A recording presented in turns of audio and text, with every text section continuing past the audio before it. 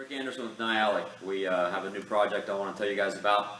A local farmer here in North Georgia has a Kubota tractor, and he's had it for a few years. It's not in a real corrosive environment, but it is taking some sun damage, and he wants to restore it and preserve the paint for many years to come. So he brought it to us, and we cleaned it up and coated it, and it's going to help resist the UV rays, the sun damage on the paint, and all the decals, and keep it looking good for a long time. Check out the video.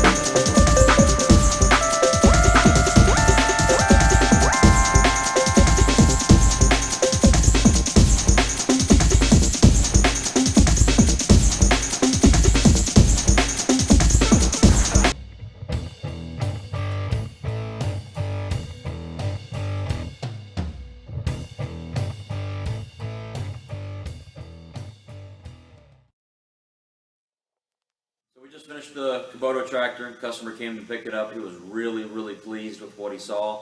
I think it turned out great, and it's going to look good for many years to come. So like the video, subscribe to our channel, check us out on Facebook, and if you have any more questions, give us a call or check out www.nyalic.com.